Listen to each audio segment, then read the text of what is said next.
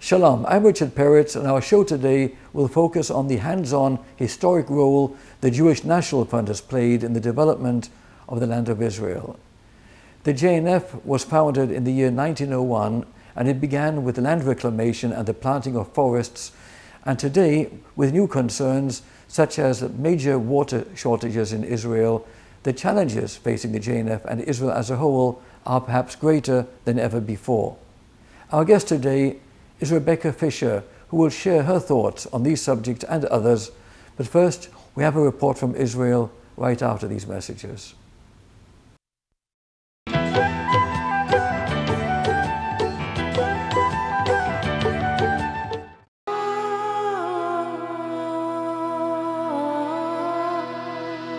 Over 100 years ago, Jewish National Fund began with Theodor Herzl, who realized that not only did the Jews need a homeland, but that it would only happen with major support from Jews in the diaspora. Blue boxes were put into the homes of millions of Jews all over Europe. Their coins added up to bring about the purchase of the land that would become the State of Israel. Jews left Europe and other parts of the world to come to their new homeland, but the work had just begun. JNF took on the role of being the caretaker of this new land. Today, that means strengthening the State of Israel through the development of its southern region. JNF Blueprint Negev is a far-reaching plan to bring 250,000 new residents to the desert over the next 5 years, to build new communities and strengthen existing ones, to once again turn the desert into a green and prosperous land for Jews to call home.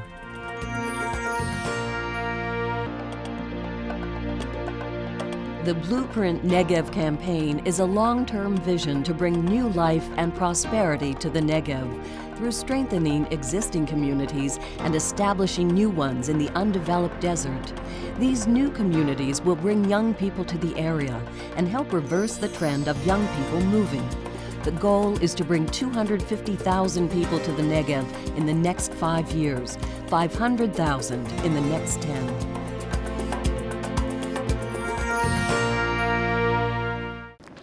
The reason that we came to this beautiful place was the silence and the quality of life that we can achieve here. Especially we came here for the children.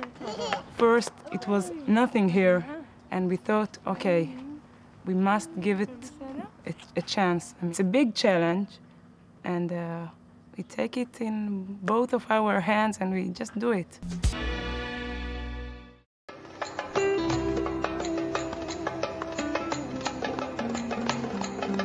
The Israeli city of Sderot is located less than 1 mile from Gaza. About 20,000 people live in Sderot.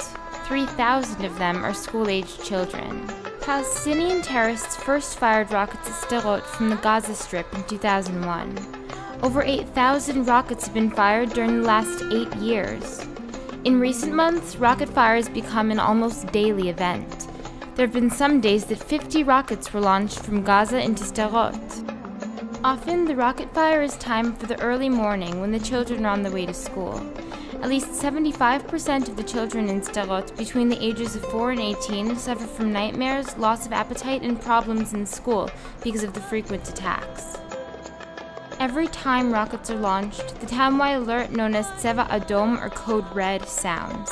That lets the people of Sderot know that they have 15 seconds to reach safety. Children cannot go beyond their front yards to play in order to be near safety if there is a Tseva Adom alert.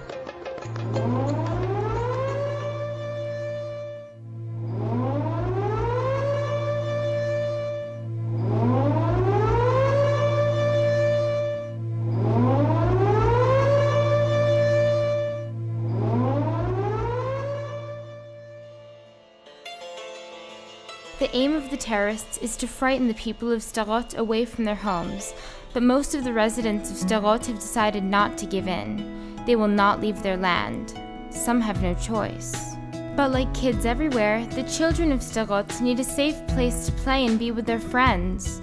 Jewish National Fund has just done what no one thought was possible by building the largest secure indoor recreation center in Israel for the children of Sderot in just 10 months.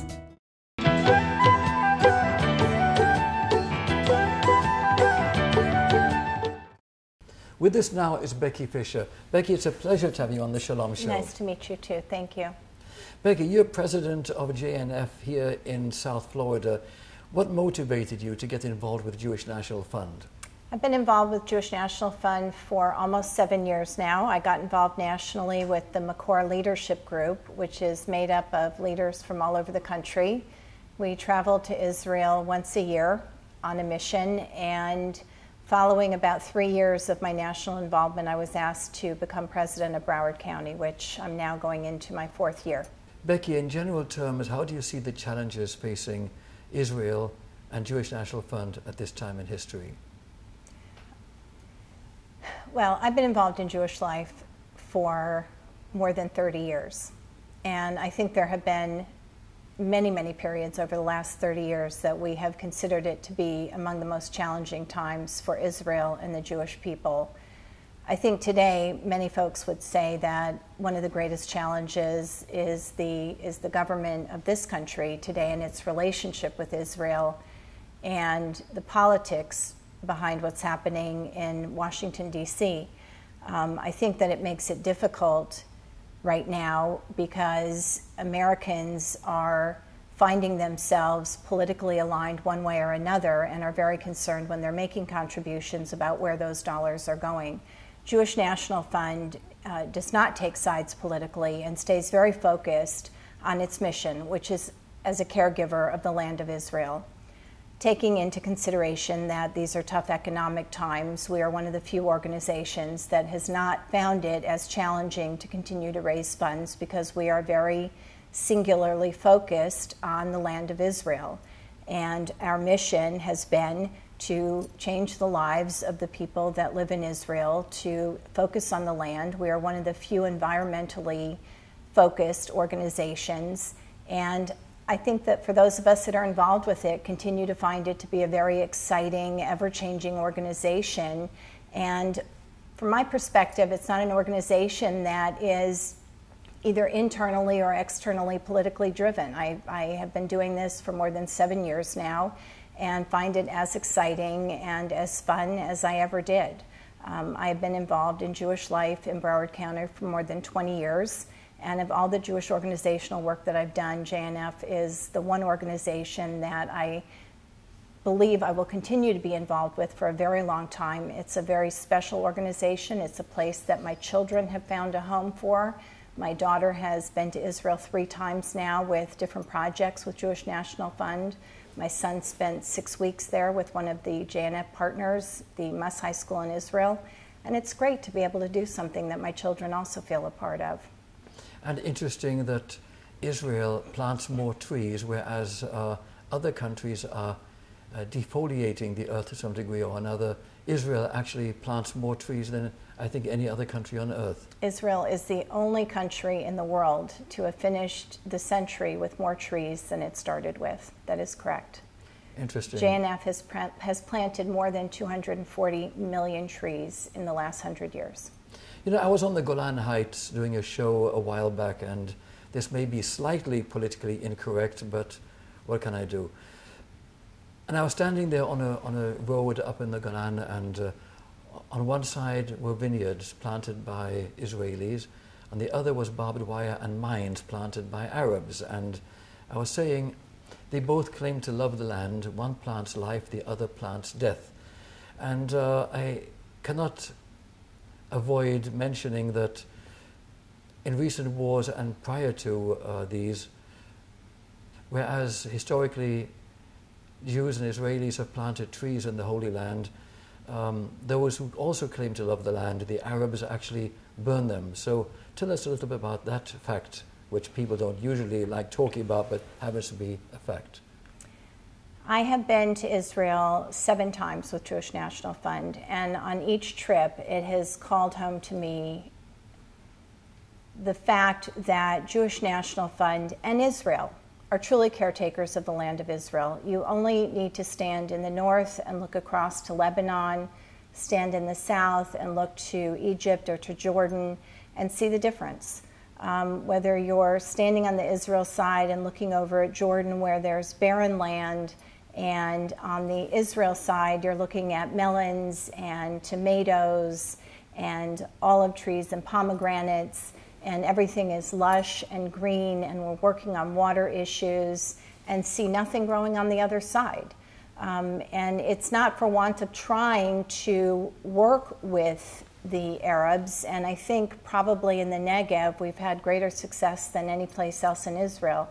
And that is one of the things that I find most exciting about Jewish National Fund, is that we're involved in projects that, that hopefully will be a source of peace someday in the Middle East with the Arab countries. In our own quiet way, we are trying to address issues of water and agriculture with the Arab countries, and it's something that's not said out loud or very well known, but it in fact is happening. But it's true. The borders are very distinct. On one side, on the Arab side, it's very barren, and on the Israel side, you've got millions of trees and agriculture and water projects. But an interesting point, though, is it's not that they don't have the means. They have immense oil wealth, and they could easily actually cultivate the land and fund all of the necessary infrastructure in order to emulate what Israel is so willing to share and offer as far as technology and knowledge is concerned. Yet they choose to excessively spend money on weapons for destruction rather than turning swords into plowshares. And a question I have for you is, well, if I could interrupt you, okay, I mean, sure. I think you only need to pick up the newspaper and see where the differences are in terms of priorities. I think it's very clear that Israel is a country, and that we as a people choose life. And you see that through our efforts in agriculture. You see that through our efforts in JNF in building water reservoirs and developing drip irrigation and ways of maintaining life. And again, you look across the border and it's anything but that. So I think your point is well taken from a JNF perspective. It's always about building and developing and looking for ways to maintain and sustain life. Well, we all hope that the path to peace for all peoples in the Middle East and the world will continue moving forward, hopefully. A question I have for you is, thinking of politics in the area, Israel left Gaza. No other country gives up land for peace, but Israel does, which is very optimistic and good. And in Gaza, there were all of these agricultural developments. And what actually occurred with all of those that were actually given as gifts to the Palestinians? Tell our viewers. They're gone. They're gone. But what's most interesting is that the people that developed those greenhouses and the gardens and the agriculture in Gaza, when they left, you will see now there's an area called Chalutza. There's a kibbutz down there on a plot of land that is between Gaza and Egypt. And it's a plot of land that at one time, and I just verified this before I got here today, during the Camp David peace accords had been offered in a land swap deal to the Palestinian Authority, and it was turned down because it was seen as just a barren piece of land. If you go there today with the assistance of Jewish National Fund, it is an organic farm that is absolutely fascinating. It's an Orthodox community that has turned it into an agricultural farm. And we're growing hothouse tomatoes and peppers, and you go down there and you see life happening. And you look across into Gaza and you see complete destruction. And again, it goes back to what you said earlier. It's about choices. It's about choosing life over destruction. And, you know, we're not a political organization. we choose to do what we can to sustain the land and sustain the people, and that's what we raise money for, and that's what we do when we build. Well, all we can do is hope for a more rational future and peace for all people concerned. We have to pause for these commercial messages. We'll be right back.